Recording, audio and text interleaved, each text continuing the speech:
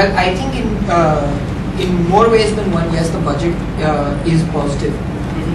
One, we're moving towards a simplified and a rational tax regime, both on the direct tax and the indirect tax. Certain other measures in terms of being sustainable growth. So the clean energy measures that have been taken in terms of both encouraging clean energy as well as discouraging non-renewable energy. Something like higher customs duty on imported coal is welcome. Third and most importantly are the measures on inclusive growth, where agricultural growth being encouraged is, I believe, the most important thing. I am very happy about the tax bracket. But when I go back, finally there is someone who's very happy. Yeah. Everyone is talking about how this will. No, because when I go back to my office, I will see a lot of smiling faces.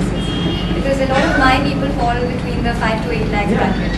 So I'm really, really happy about that. Because like Mr. Srikanth earlier said, that, it's the budget is more for the 80% of the people, not so much for us.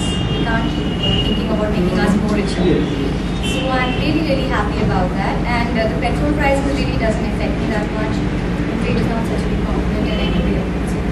Excise duty partially okay and partially not okay. Okay because we have a unit in Kathma where we do get an excise benefit.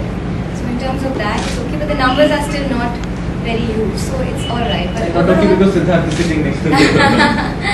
No, but otherwise, overall, I'm very happy about the income tax bracket. It's a huge thing. For I mean, does it actually, that point which had been raised that, initially a lot of us had actually said that there is a disconnect with the budget for this 15% urban population. Exactly. So this 5 to 8 lakh is probably addresses that 15%, would you say? Yes, about even the 8 lakhs, 5 to 8 lakhs is like a huge jump from what they had earlier. Yes. I mean, it could address even us and even otherwise. Like, a lot of them would even fall between the 1.6 to 5 lakhs. Which, like I said earlier, like, that few thousand rupees for them a month means a lot. Which probably to us. Prices have gone up. Which is part of the factor of how much prices have gone up. And here I'm talking about the government doing something about the salary. Like I was paying the same person probably like with a marginal increase for like 63 years. But here the government is probably not taxing that person so much and giving that much more extra. You see, Pranav has given us all a pay hike. Sorry? The FM has given us all a pay hike. Absolutely. Exactly. Which is like a bonus. Yeah.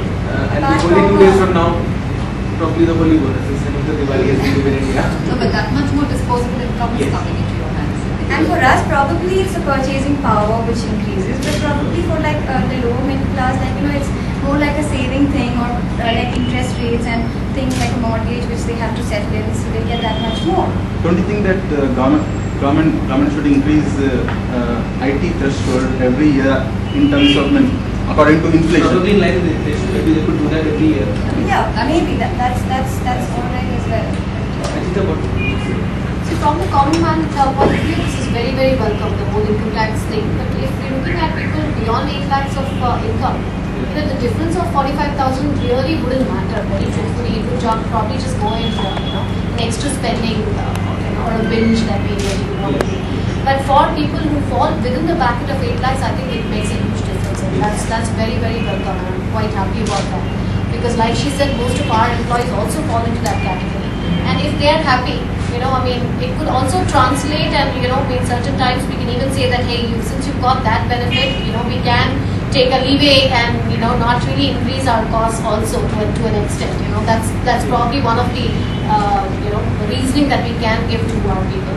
Another thing which is very positive for me is, per se in education sector, is that the funds in education sector have increased, allocating more funds, hence you're bringing to the foray that, education is primary importance.